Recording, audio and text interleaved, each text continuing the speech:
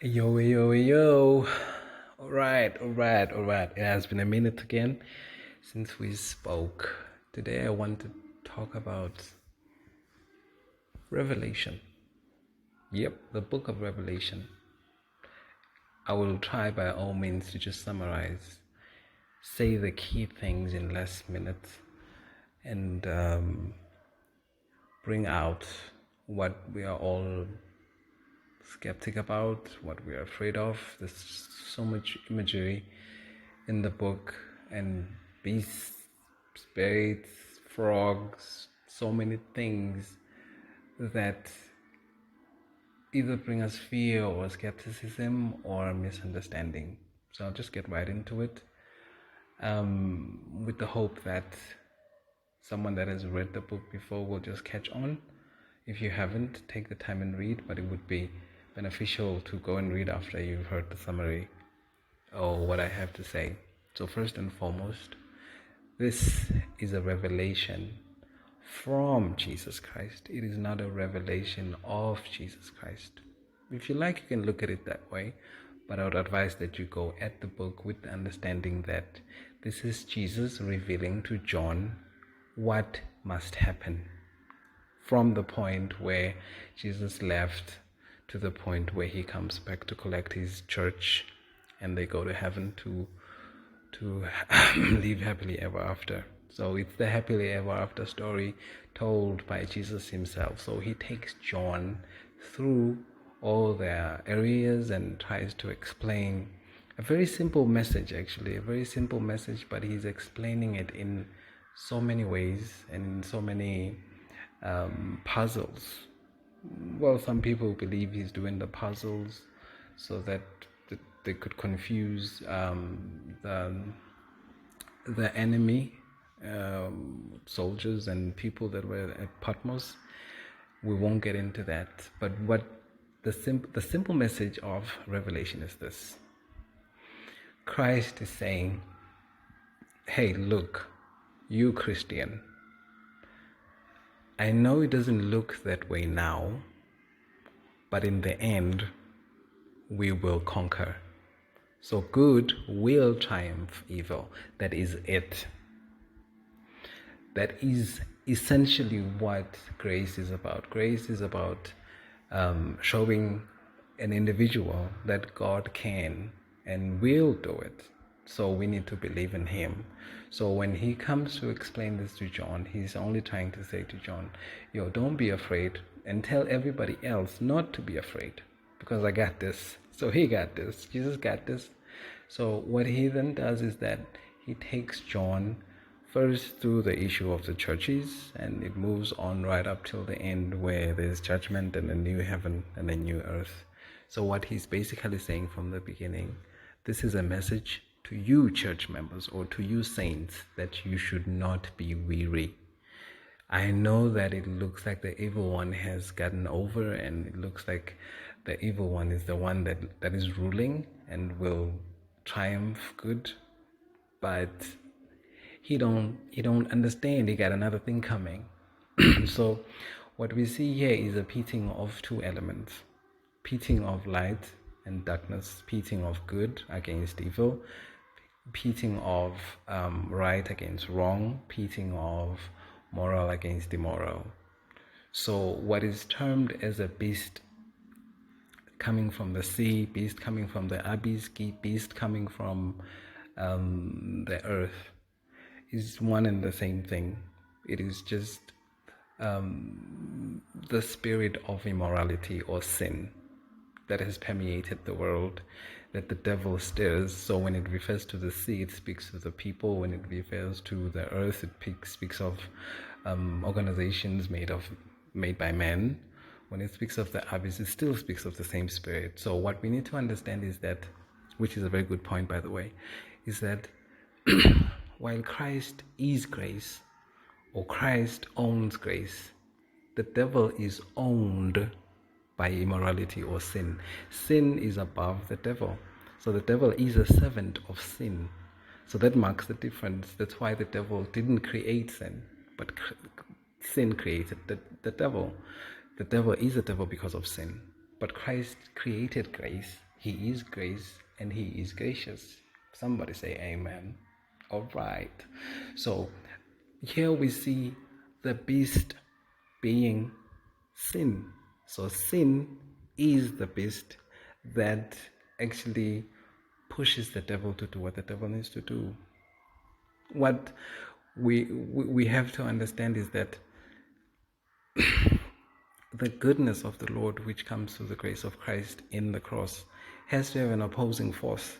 And that opposing force is sin. So this is the story that has been told since the beginning of the ages, where the devil has always said, you know what, forget God, forget his grace. You depend on yourself. You're your own God. And God is saying, no, hold up, bruh.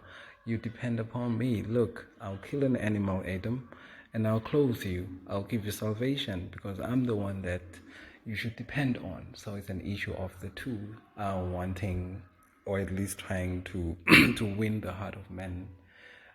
So God representing the good side and the evil one representing the bad side. So what we see is that the spirit of immortality is expressed through a lot of where it comes out clearly actually is when Jesus Christ was going to the cross. There we see the spirit of immorality coming out by the devil stirring up the crowd, so that the crowd then feels like they have the power to dictate what needs to happen. There lies the secret. So immorality, what immorality does to the agency of the devil is that it stirs people to feel like they own themselves, like they are their own gods. They dictate what needs to happen. Reminds me of certain systems like the democracy, where it actually says it's a rule by the people for the people. It actually empowers men to feel like they're God. So they dictate what needs to happen and rebel against the grace of God. So at that point in time, the people rejected the grace of God and they said, no, our blood should be on our hands and our children's children. So because by saying that, they were claiming that, you know what, we don't need you as king of us. We're good. We're king of ourselves. We rule ourselves. In actual fact, it was the governor of the Roman Empire that facilitated all this. So the devil was working through the Roman government to create and stir up the people, so that the people may be the ones that actually overthrow and kill Jesus Christ. So it's the same story happening over and over again. Since it failed to get Jesus Christ or to conquer grace through Christ, in fact, it facilitated for grace to be grace, which is the foolishness of the devil, by the way. That facilitation prompted that many children be born through grace. That's why we have so many saints pushing the message. But while they were pushing the gospel of grace, the devil was out to get them, trying to persecute them up and left and right, left and center. So what we see here is that the spirit of immorality has been at work and was even worse after the gospel started. So when the gospel came out, the spirit of immorality came out as well. But it had to come out as a form of governance where people were made to feel they own themselves. They are the ones that are responsible for themselves. They are their own gods. So it looks okay. You have a lot of systems in the world that look okay, like atheism, like any other worldly system that actually gives power to the person leading or the people that are following, whatever the system is, so long as it opposes grace and the understanding that we depend on God, that system becomes an antichrist system. So as we move towards the end, we see these things happening over and over again, and we'll come to a time where Christians will come alive again. The gospel, the real gospel, not the diluted ones, because over time, because of immorality, the gospel, the true gospel has been diluted. That's why you go into a church and you come out without salvation, you come out without people accepting God. So that message has been diluted over time. Once the devil saw that he couldn't persecute or kill grace or the gospel of grace, the devil then decided to merge with the gospel of grace, apostasy, where Christians then started mixing with a man, and by that mix, then a new gospel was developed, a gospel that was pseudo pseudo real, pseudo not real. So it had all elements of grace and also elements of immorality, or elements of looking like a noble thing. So that dilution, that apostasy, then created an environment where God was not working, the power of grace was not working, then famine increased, illnesses increased, all these things that we started seeing increased because the power of God could not be effected on the world. So in a sense, the devil, or immorality, which is the beast in this case, won. And because it won, it looked like the world, or it looks like the world has no God. God has disappeared. Yet the book of Revelation tells us that there will come a time where the message will come again. They call it the three angels' message. The message of salvation will come again with power and with vigor, pushing across the world as the Spirit prompts, as the Spirit of Christ prompts, and power will come through people that have persevered, people that have seen and believed the gospel as it was, regardless of it being mixed up with so many things. And in the end, what we will get is opposition. Obviously, those people that are pushing that message will be opposed by the world. They will start killing the saints. They will start trying to get the message to stop, means anything possible to get the message to stop, and at the same time pushing the message of immorality. But the immorality will be hidden under the worldly systems, whatever it is, whether you want to call it democracy or you want to call it whatever. But there will be some sort of concise gospel, in a way, that is being preached towards the end, which directly opposes the work of Christ through grace. So it is through that the Christians will be persecuted. As you can see, we're moving towards a place where a lot of evil is being accepted under the normal circumstance. Nations are integrating a lot of things that we considered evil in the past, but now they're being considered noble things that we should also respect and accept in our society and in our moral fiber. So all these things working together will obviously create a situation where a lot of opposition will come from the people again, opposing the true gospel, because the true gospel is denying the power within the people. It is actually glorifying Christ and not the person himself. And as we move towards the end, the love will be lost. People will not be understanding what true love is about. They'll be loving self, as the Bible speaks. But in the end, we will obviously have a situation where God has to intervene, and there has to be some sort of differential. That would be the coming of Christ, and spending time 1,000 years in heaven, coming back to earth for judgment. And after judgment, we will have the beast, in this case, which is immorality, sin, thrown in the lake of fire. The false prophet in this case would be whatever system is there that deceives people, looks like a very good system, but it has immorality as a product. As you've seen in other places where there's democracy, the moral fiber dies. The people start behaving in ways that are immoral. So these systems are false prophets. These systems are harlots, or this is what the Bible would term harlots, and they will be there to deceive people and make them believe that the gospel of Christ is the wrong one to take. They should take the one that speaks to the deception or immorality.